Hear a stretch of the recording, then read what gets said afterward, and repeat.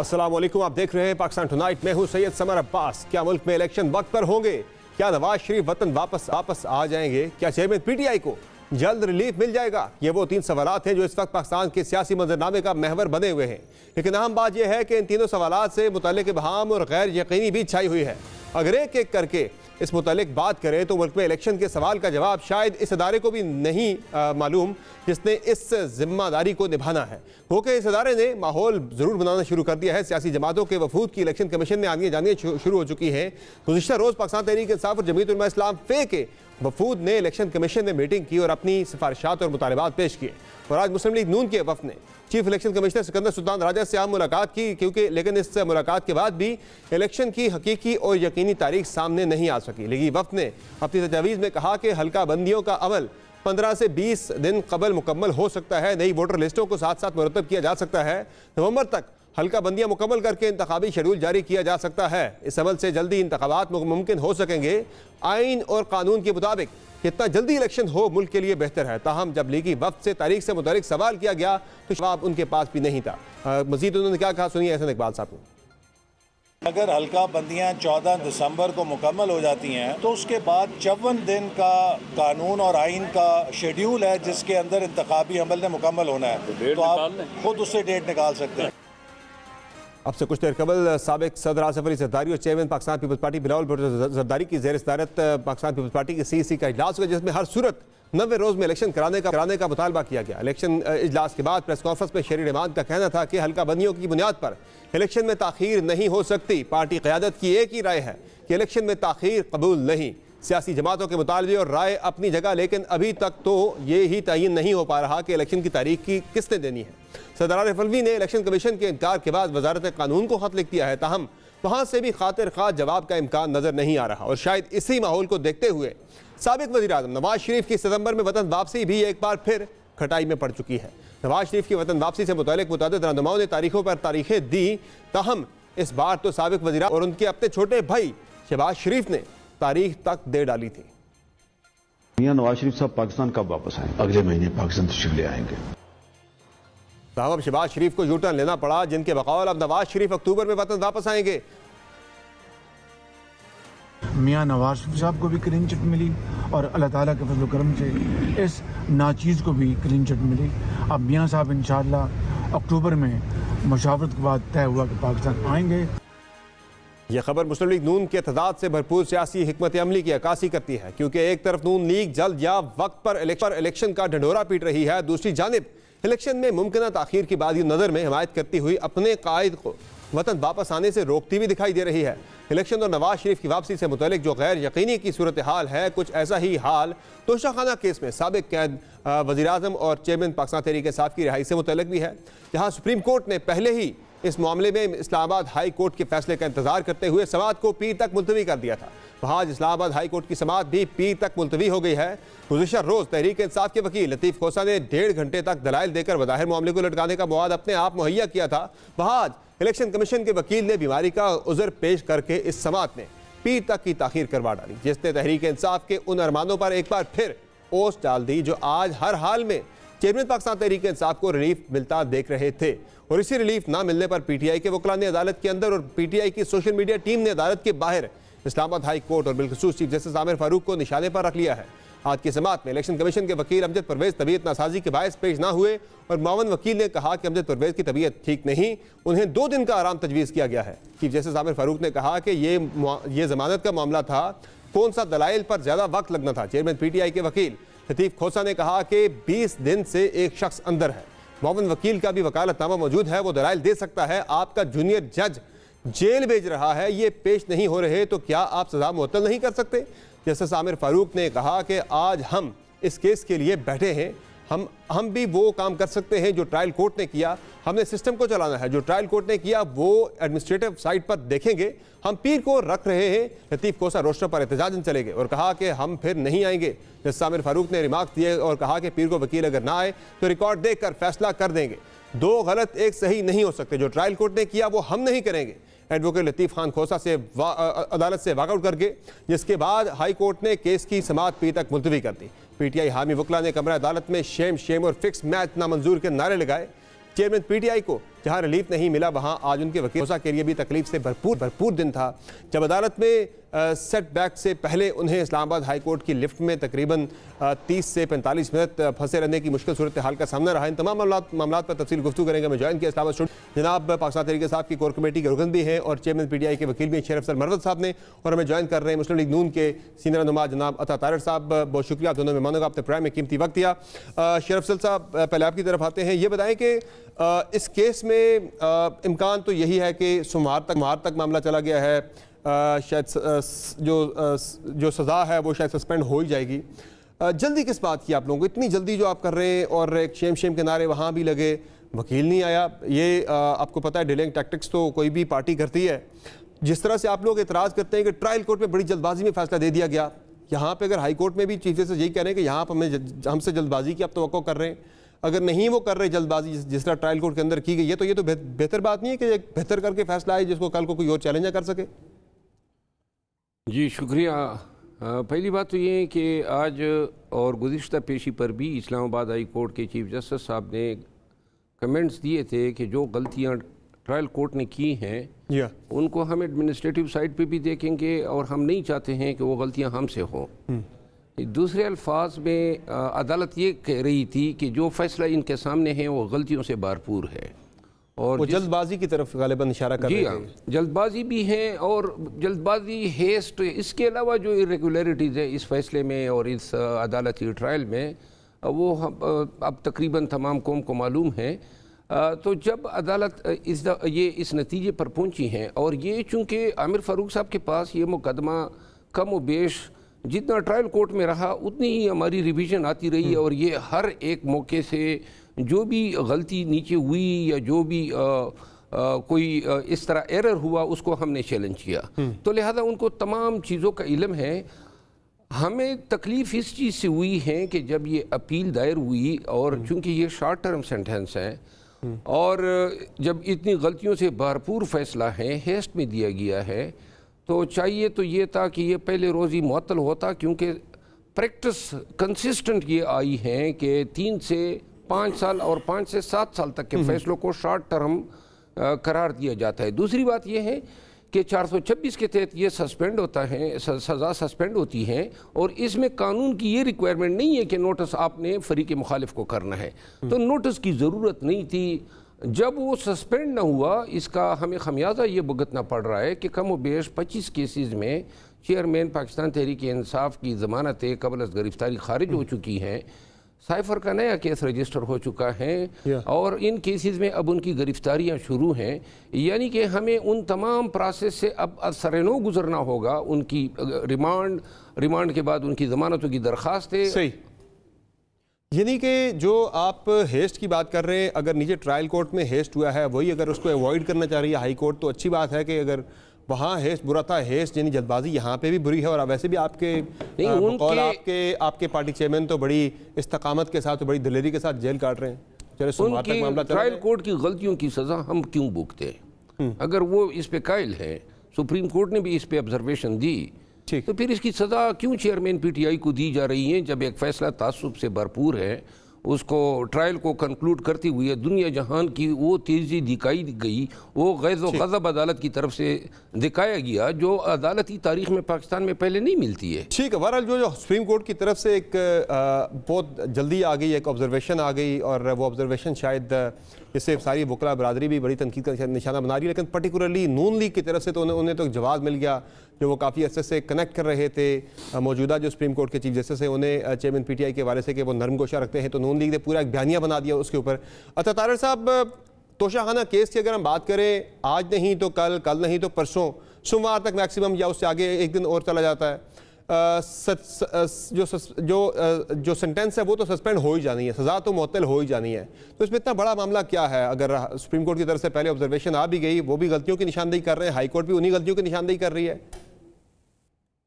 बहुत शुक्रिया समर साहब, और with all due respect and reference to Sher Afzal Marwat साहब, देखिए ये कंप्लेंट जो है ये लास्ट ईयर अक्टूबर में फाइल हुई, उससे पहले एक रेफरेंस इलेक्शन कमीशन में ज़ेरे समाअत रहा, 11 माह इसका ट्रायल चला।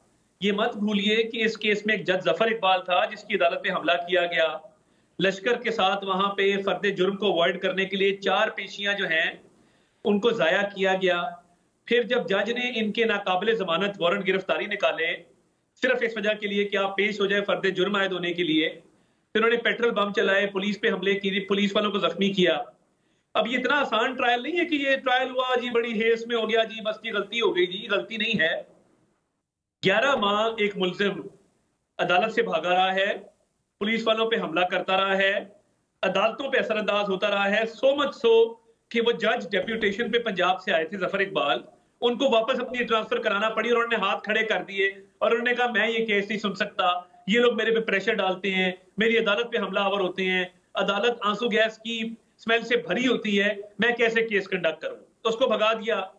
अब अगला प्लान ये था कि अगले जज की फेसबुक पोस्टें जाली बना के उसकी अदालत पे हमलावर होके उस पे प्रेशर डाल के, जो देखिए 3-4 बड़े सीरियस वकील हैं, शेर अफजल साहब सीरियस वकील हैं, उसके बाद ख्वाजा हारिस साहब हैं, और भी लोग जो आते हैं, कई लोग इनके बड़े सीरियस लोग हैं, मगर कुछ ऐसे लोग जिनके पास वकालतनामा नहीं था। ख्वाजा हारिस साहब तो गालिबन अब केस से अलग हो गए, उन्होंने तो वकालत छोड़ दी चेयरमैन पीटीआई की। अगर कुछ बड़े संजीदा लोग हैं जो केस को देखते हैं, जो अपने क्लाइंट का ख्याल करते हैं, मगर बहुत सारे लोगों ने अदालत का माहौल खराब करने की कोशिश की, मुझे बहाना बनाया, हालांकि मैं चुप करके खड़ा था, मैं बाय नेचर बिल्कुल लड़ाई झगड़े वाला आदमी नहीं हूं। और देखिए आगे चले, अब सुप्रीम कोर्ट जब इंटरफेरेंस करती है, आपकी अपील हाई कोर्ट में चल रही है, सजा मुअत्तली की दरखास्त चल रही है, supreme court out of turn एक इनफेक्चुअस एप्लीकेशन को लगाती है। इनफेक्चुअस एप्लीकेशन को लगा के, अब देखिए रूल ऑफ लॉ तो अच्छी बात है, rule of mother in law बुरी बात है।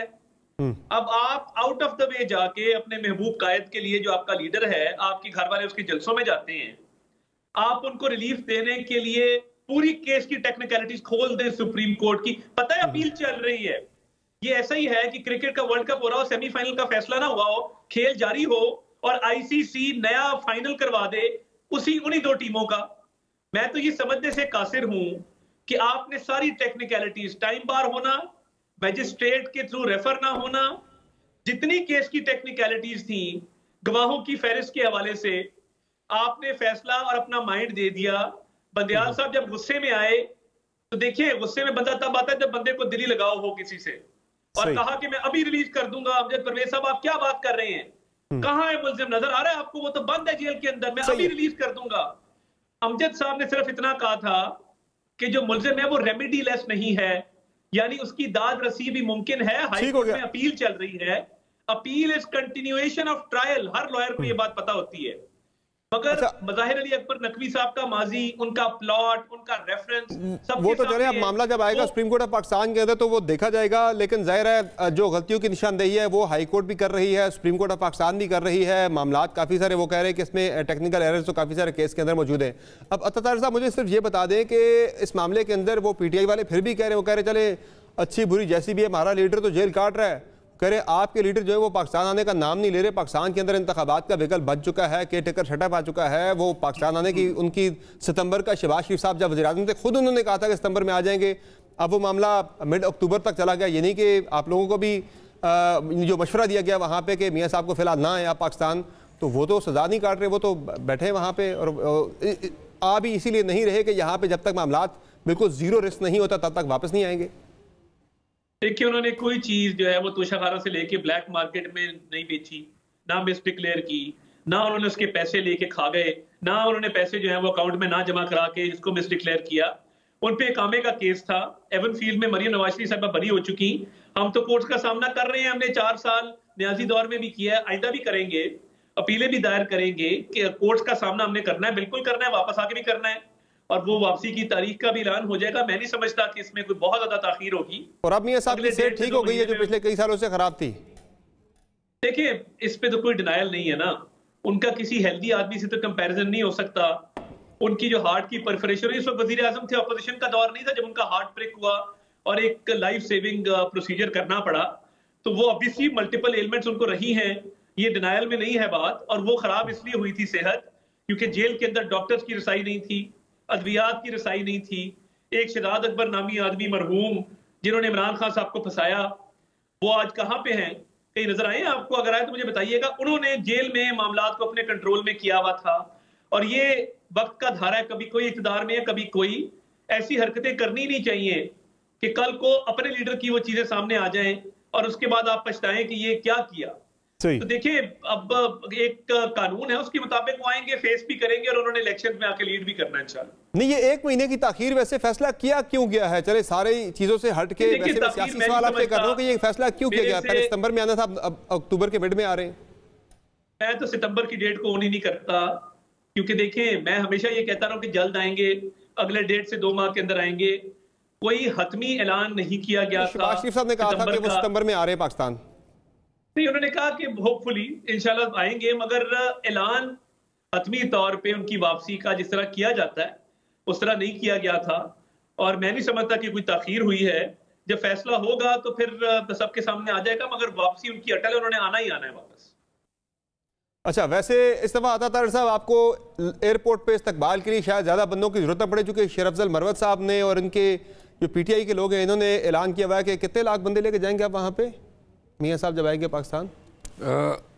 अता तारड़ साहब ने एक रिवायत नई बनाई है कि जब ये तोशाखाना केस में चेयरमैन PTI के ट्रायल हो रहे थे, इससे कबल अभी PMLN के लीडर्स के ट्रायल हुए हैं, मियाँ नवाज शरीफ साहब की हुए हैं, मरियम नवाज साहिबा की हुए हैं।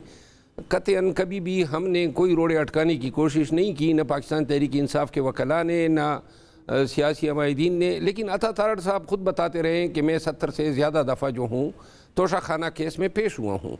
अब ये रिवाज बना दिए हैं कि जब मियाँ साहब आएंगे और उनके केसेस होंगे तो लाजिमन हम भी उनकी इस्तकबाल के लिए जाएंगे।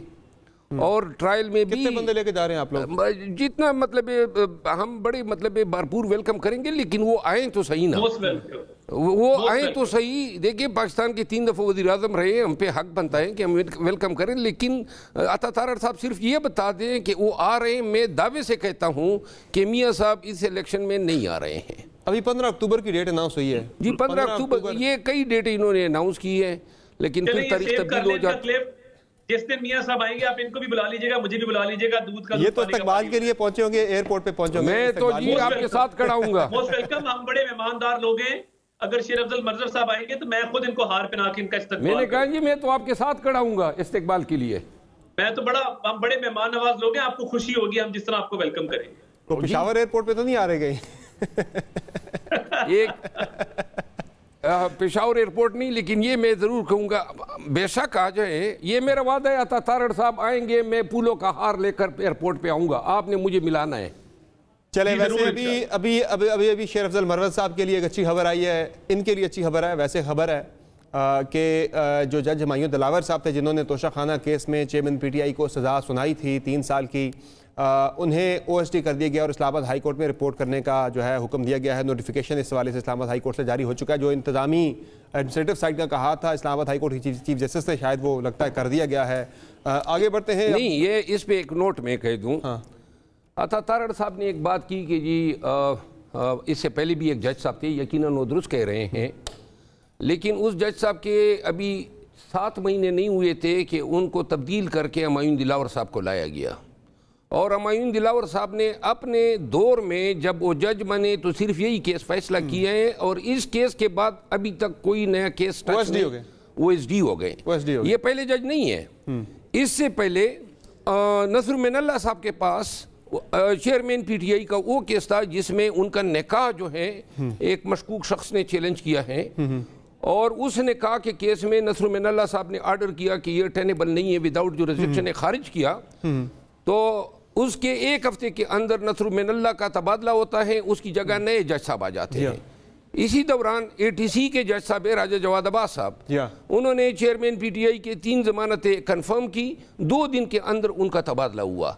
ये अदालती और जुडिशरी के हिस्ट्री में जज साहिबान का तबादला सिर्फ इन वजूहात पे होना, ये जुडिशरी की आज़ादी पे सवालिया निशान। बहरहाल अब इनका तबादला भी होना जो है वो इस केस के ऊपर सवालिया नहीं, वो अपना काम कर गए, अपना काम कर गए, चूंकि उनको तकलीफ होनी थी अदालत में बैठना, लोगों को फेस करना। अब अब मुझे अगली बात ये बता दें अता तारड़ साहब के इस सारे माहौल के अंदर जब हम बात कर रहे हैं, सबसे बड़ा मसला पाकिस्तान के अंदर इस वक्त एक ये बना हुआ है कि इंतखाबात मुल्क के अंदर होंगे या नहीं होंगे, होंगे तो कब होंगे। ये मियाँ साहब का वापस आने का मामला जो है ये सितंबर से अक्टूबर में जाना, ये भी इस बात का इंडिकेशन है कि शायद फिलहाल इंतखाबात ज़ाहिर नहीं हो रहे।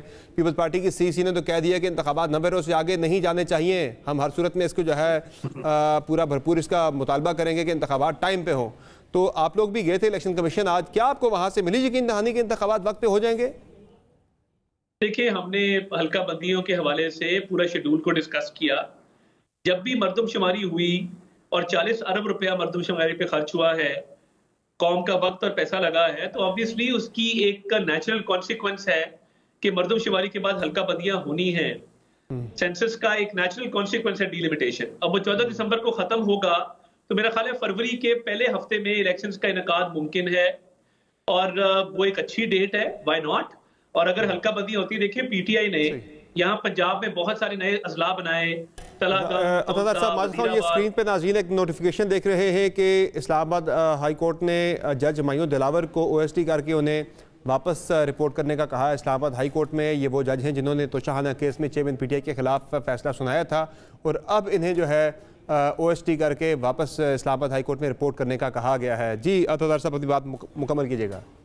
देखिए, मेरा ये ख्याल है कि हल्का बंदियां क्योंकि नए अजला बने हैं, नई एक मरदमशुमारी हुई है, उसके कॉन्सिक्वेंस में ये जरूरी है कि इलेक्शंस जो हैं वो नई हल्का बंदियों के मुताबिक हों। तो वो 14 दिसंबर को अगर खत्म हो गई तो फरवरी में मेरा ख्याल है इलेक्शंस का इनेकाद मुमकिन होगा और उसमें कोई मजायका नहीं है कि फरवरी में पीपल्स पार्टी अब वो 90 दिन का जोर देना शुरू कर दिया। वो कह रहे हैं नवंबर में हर सूरत में इंतखाबात होने चाहिए, ना हुए तो शायद वो कोई तहरीक शरीक भी चलाए। तो मरवत साहब आपकी तरफ से भी कोई ऐसा प्लान है कि नवंबर में इंतखाबात नहीं होते? आप भी जो कोर कमेटी के रुकन भी है PTI के, कोई क्या होगा करेंगे? एक सियासी रुख है, एक लीगल रुख है। तारड़ साहब सियासी पे जानना चाह रहा हूँ आपसे कि करेंगे क्या आप लोग? देखिए, पाकिस्तान तहरीक इंसाफ का मौक़िफ़ तो इस पे वाज़ेह है और हम अभी सुप्रीम कोर्ट भी जा रहे हैं, जबकि सुप्रीम कोर्ट बार एसोसिएशन ने ऑलरेडी इस पे पिटीशन जमा कर दी है। हम तो पहले से जब 14 मई का फैसला आया था उस वक्त भी हम आर्टिकल 224 की बात कर रहे थे कि कानून ये कहता है।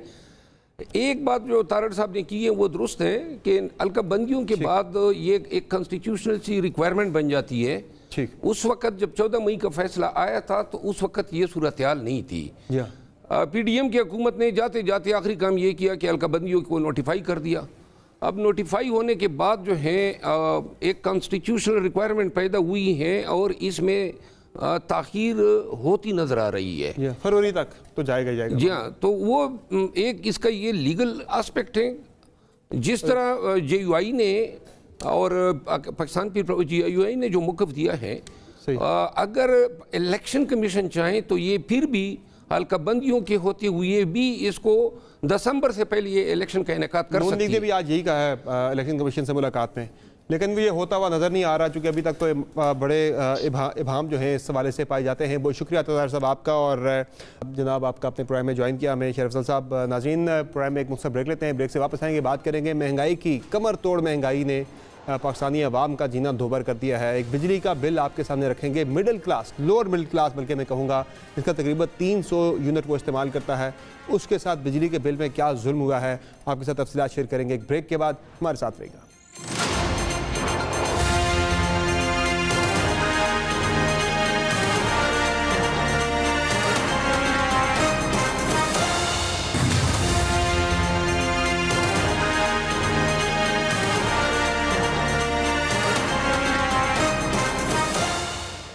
Welcome back. पाकिस्तान में हुकूमत तो बदल गई लेकिन अवाम के हालात ताहाल नहीं बदल सके। पहले ही महंगाई की चक्की में पिसने वाली अवाम का फिलहाल भी कोई पुरसान हाल नहीं है और अब अवाम की जानिब से रद्दअमल भी आना शुरू हो गया है। रवामा को वसूल होने वाले बिजली के बिलों ने अवाम और ताजरों को सड़कों पर आने पर मजबूर कर दिया है। आज मुल्क के बेशतर शहरों में बिजली के बिलों में नाकाबिले बर्दाश्त इजाफे पर एहतजाज।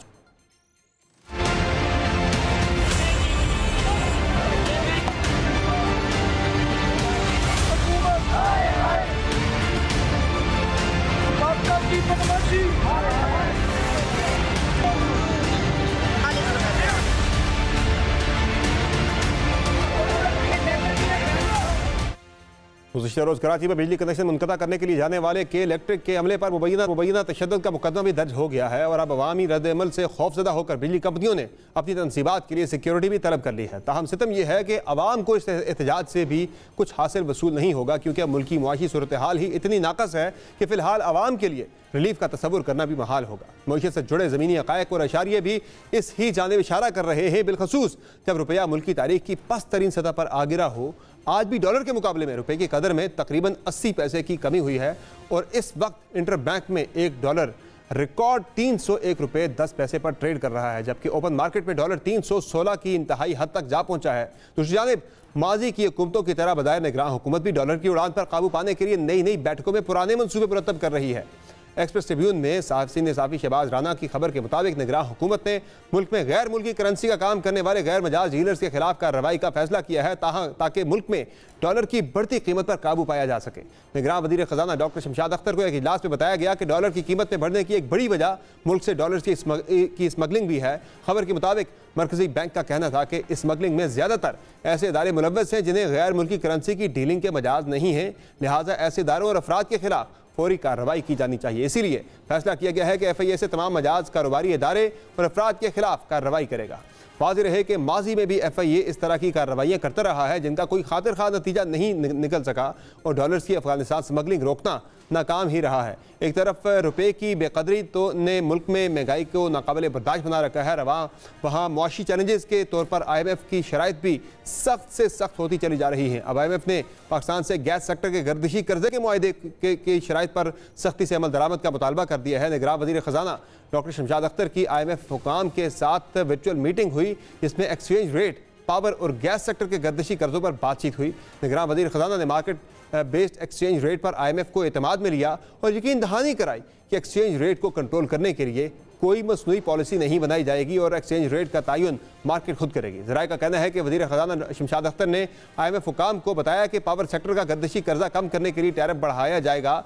जून 2024 तक पावर सेक्टर का गर्दिशी कर्जा 2128 अरब तक महदूद किया जाएगा और पावर सेक्टर गर्दिशी कर्जा कम करने के लिए सब्सिडीज़ ख़त्म की जा रही है। यानी आवाम के लिए एक और बार के लिए आवाम को तैयार होना पड़ेगा। इस तमाम सूरत हाल से पहले हम आपको एक बिल दिखाने जा रहे हैं नाजरीन के, इससे पहले कि हम शहबाज राना साहब की तरफ जाएँ, एक इंटरेस्टिंग आपको हम सूरत हाल दिखाते हैं। इंटरेस्टिंग तो बड़ी ये अफसोसनाक सूरत हाल है कि 312 यूनिट का बिजली का बिल है, जो कि स्क्रीन पे आप देख रहे हैं।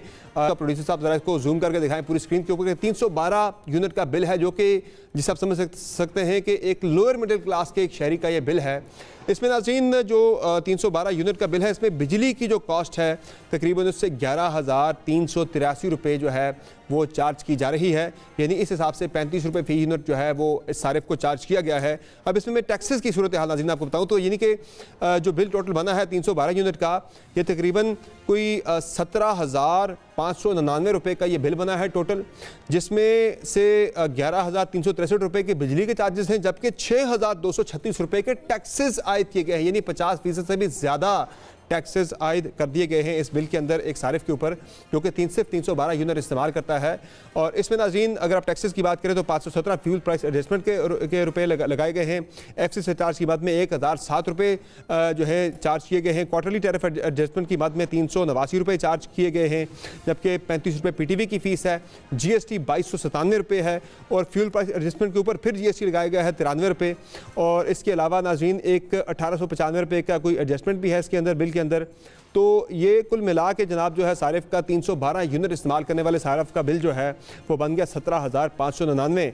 और नाज़रीन अगर टैक्सेस के साथ अगर आप बिजली की कॉस्ट को, इस बिल को अगर आप देखें तो तकरीबन ये 56 रुपये फ़ी यूनिट के हिसाब से सारिफ को बिजली का बिल जो है चार्ज किया गया है। तो ये बिल कोई किसी को बड़ी कोई यानी कि 700-800 यूनिट इस्तेमाल करने वाले किसी अपर क्लास के किसी शहरी का बिल नहीं है। ये एक लोअर मिडिल क्लास से ताल्लुक़ रखने वाले एक शहरी का जो शायद AC भी इस्तेमाल नहीं करता होगा। तो ये बड़ी ज़्यादती है जो कि इस वक्त हम सूरत हाल इसके से आप अंदाज़ा लगा सकते हैं कि एक लोअर मिडिल क्लास के शहरी का बिल अगर 17-18 हज़ार रुपये आएगा तो फिर लोग किस तरह से गुजारा करेंगे। शहबाज राना साहब ने हमें ज्वाइन किया है, मुआशी उमूर के माहिर हैं, ट्रिब्यून पे लिखते भी हैं, एक्सप्रेस न्यूज़ पे शो भी करते हैं। शहबाज राना साहब बहुत शुक्रिया आपने प्रोग्राम में हमें ज्वाइन किया।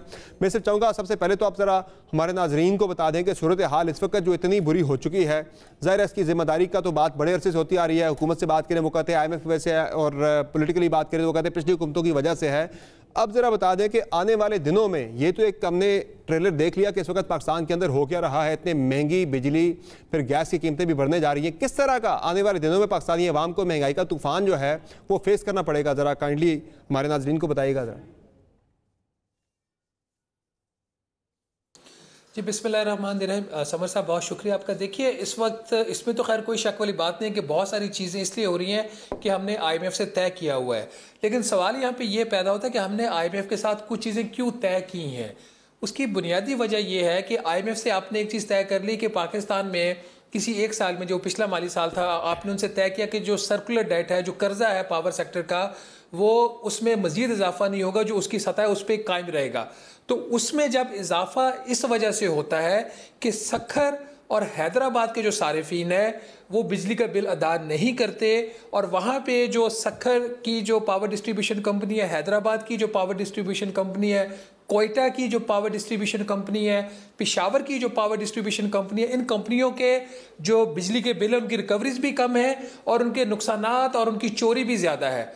तो उसका जो खमियाजा है वो जब ये डालते हैं फैसलाबाद के कंज्यूमर के ऊपर, लाहौर के, गुजरावाला के, इस्लामाबाद के, जो पाकिस्तान की 4 बेहतरीन पावर डिस्ट्रीब्यूशन कंपनीज हैं, तो जब खमियाजा उन कंज्यूमर के ऊपर पड़ता है, क्योंकि चोरी हैदराबाद सखर में हो रही है, उसको रोका नहीं जा रहा, तो इनके ऊपर जब वो बोझ डाला जाता है तो फिर बिजली की कीमत में इजाफा होता है।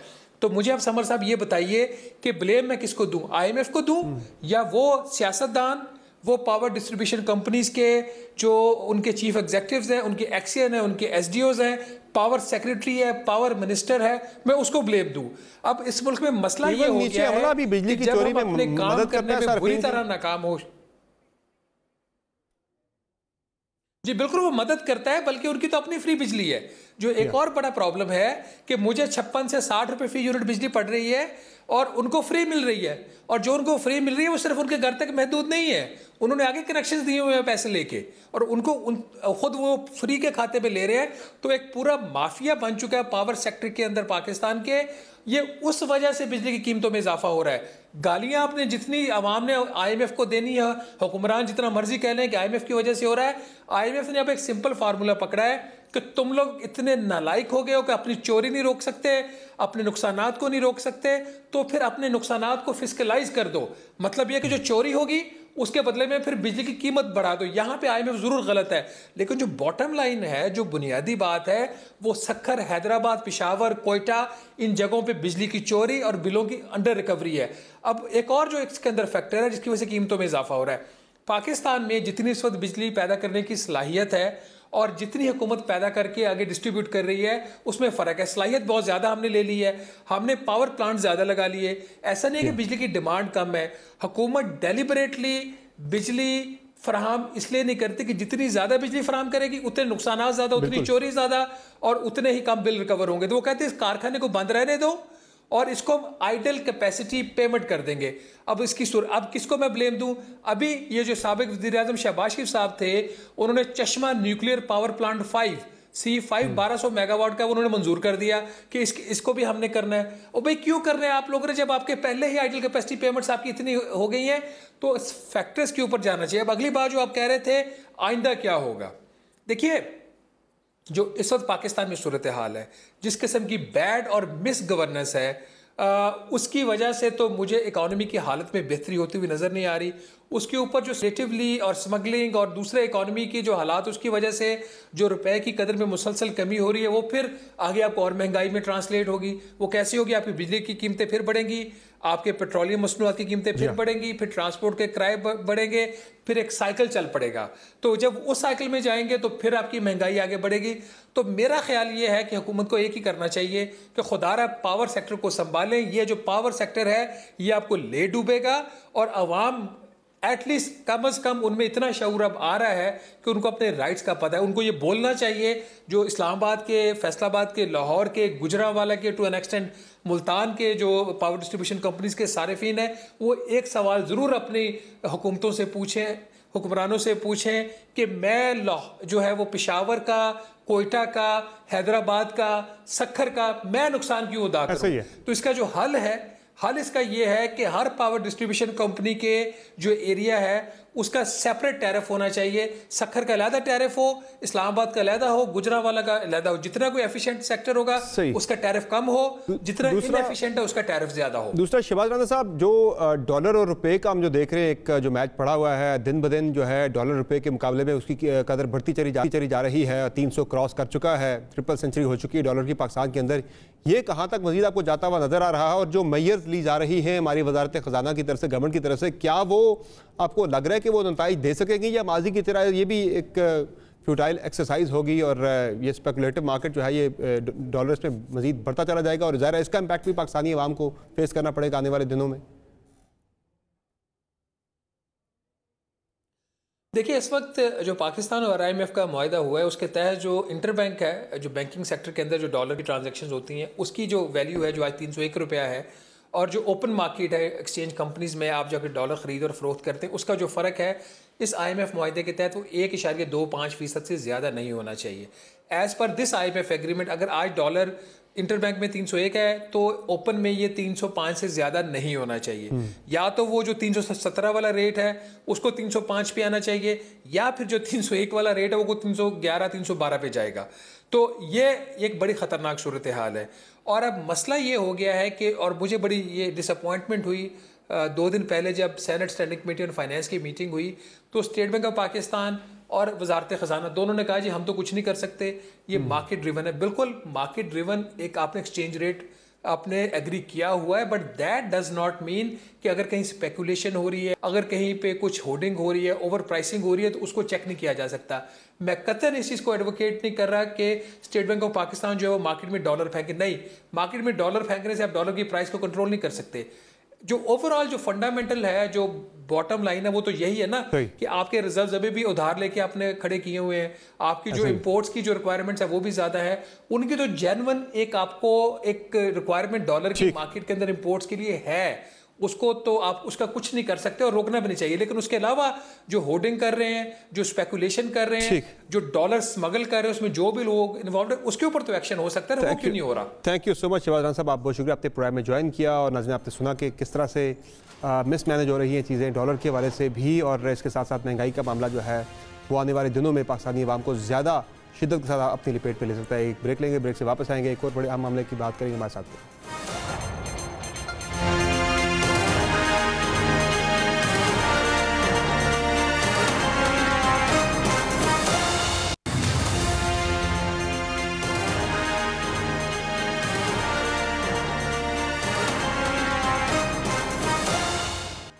Welcome back. नैब को आला कार के तौर पर मखसूस अफराद के खिलाफ इस्तेमाल किया गया। नैब कानून को बेरहमी से इस्तेमाल किया गया। सालों बंदों को कैद रखकर नैब कहता है कुछ नहीं मिला। नैब के खिलाफ संगीन चार्जशीट आज सुप्रीम कोर्ट ने पेश की है। सुप्रीम कोर्ट में यह केस नैब के उस कैदी का था जो इस वक्त निगरान हुकूमत में मुशीर के फ़राइज़ अंजाम दे रहे हैं। हम बात कर रहे हैं आहत चीमा की, जिन्होंने पंजाब में मुस्लिम लीग नून के गुज़िश्ता अदवार में नुमाया पोजीशंस पर काम किया। शहबाज शरीफ के करीब होने और कई महकमों की बागडोर संभालने पर उन्हें डिफेक्टिव चीफ मिनिस्टर पंजाब भी कहा जाता रहा। 2018 के आम इंतखाबात से कबल मुस्लिम लीग नून के रहनुमाओं और करीबी अफसरान के खिलाफ नैब का घेरा तंग हुआ तो सबसे पहली गिरफ्तारी आहत चीमा की ही हुई थी। आहत चीमा ने मुख्तलिफ मुकदमात में 3 साल जेल में गुजारे और इस दौरान उन्हें अदालत में शहबाज शरीफ के खिलाफ वादा-माफ गवाह बनाने के दावे भी सामने आते रहे। आहत चीमा को आशियाना हाउसिंग सोसाइटी और आमदन से ज़ायद एहसासों से मुतल्लिक मुकदमात का सामना था और आज अदालत में इन मुकदमात में आहत चीमा पर इल्ज़ामात का तिया पांचा हो गया। सुप्रीम कोर्ट में आहत चीमा की जमानत मंसूखी केस में नैब प्रोसिक्यूटर ने इकरार किया कि आहत चीमा के केस की असर नो तहकीकात की गई। दोबारा तहकीकात में नतीजा निकला कि आहत चीमा पर नैब का केस बनता ही नहीं। इस पर जस्टिस अतर मिनल्ला ने सवाल किया कि आहत चीमा 3 साल जेल में रहे, अब नैब कहता है केस ही नहीं बनता। आहत चीमा के जेल में गुजारे 3 साल का दावा कौन करेगा? नैब रवैये की वजह से ब्रिगेडियर असद मुनीर ने खुदकुशी कर ली। जस्टिस अतर मिनल्ला का कहना था कि असद मुनीर के इंतकाल के बाद अदालत से बरी हो गए। नैब ईमानदार लोगों के साथ इस किस्म का रवैया क्यों रखता है? इस मौका पर चीफ जस्टिस से मिसाल देते हुए कहा कि मेरे एक दोस्त को नैब ने बतौर गवाह बुलाया और 5 घंटे बिठाए रखा। चार्टर्ड अकाउंटेंट को 5 घंटे बिठाए रखने के बाद कहा गया बाद में आना। दौरान समाअत जस्टिस जमाल मंदोखेल ने कहा कि नैब में प्रोसिक्यूटर रहा हूँ, सिस्टम से अच्छी तरह वाकिफ हूँ। नैब में ब्लू, येलो और डार्क रूम बनाए गए हैं जिनका मकसद सिर्फ सियासत है। नैब कई केसेस में मुलजिमान को जेल में रखने के बाद कहता है केस वापस ले रहे हैं। मुलजिम को इतने साल कैद में रखकर बरियत के बाद नैब पर केस करना चाहिए। अदालत ने मजीद रिमार्क्स दिए कि इस केस पे जुर्माना आयद करके मिसाल बनाना चाहिए। जो भी नैब के चेयरमैन रहे सब जिम्मेदार है। जस्टिस अतर मंदला ने रिमार्क्स दिए कि नैब ने आज चीमा केस में लाहौर हाईकोर्ट बार में 24 इल्तवा मांगे। नैब के कंडक्ट को हाई कोर्ट ने तफसील से फैसले में बयान किया। नैब ने वही फैसला सुप्रीम कोर्ट में चैलेंज कर दिया। सालों तक बंदे को कैद रखने के बाद भी नैब कहता है तहकीकात में कुछ नहीं मिला। जस्टिस अतर मंदला ने कहा कि नैब सियासी इंजीनियरिंग के लिए मुशर्रफ ने बनाया था, जिसे नैब खुद साबित कर रहा है। बाद कोर्ट ने चीमा की जमानत मनसूखी के लिए नैब अपील खारिज कर दी। ताहम सवाल यह है कि यहाँ चीमा के जेल में गुजरे साल और उनकी साख को कौन वापस करेगा। आज चीमा के साथ क्या हुआ, उन्होंने हाल ही में एक इंटरव्यू में कुछ यूँ बयान किया। डिटेंशन सॉलिटरी कन्फाइनमेंट थी, तो मैं कई दफ़ा सोचता था कि मेरी वाइफ खुद बड़ी प्रिंसिपल्ड है, पता नहीं वो अब मुझे विजिट करेगी या नहीं करेगी नेक्स्ट टाइम, बिकॉज ये इतना कुछ कह रहे हैं और ये कुछ कर रहे हैं। वो जब आती थी मुझे मिलने तो एक दिन उसको भी डिटेन कर लिया फॉर क्वेश्चनिंग एंड इस तरह मुलाकात के लिए आई। मुलाकात के बजाय उनको डिटेन करके उन्होंने इंटरव्यू किया 3-4 घंटे। समन किया मेरी सिस्टर को, ब्रदर इन लॉ को, वाइफ को, तो सारा दिन लोगों को डिटेन रखा और मुझे कहा कि जी will arrest them else you become an approver. That was probably the hardest episode. सिर्फ आज चीमा नहीं, इंजीनियर कमरुल इस्लाम, ख्वाजा साद रफीक, ख्वाजा आसिफ और ब्रिगेडियर असद मुनीर जैसे कई ऐसे लोग हैं जो कि नैब की वजह से बुरी तरह से उनकी साख मुतासर हुई, उनको कैद में रखा गया, लेकिन केस पे कुछ नहीं निकला। आज हमें इजाज़त दीजिए, खुदा हाफ़िज़।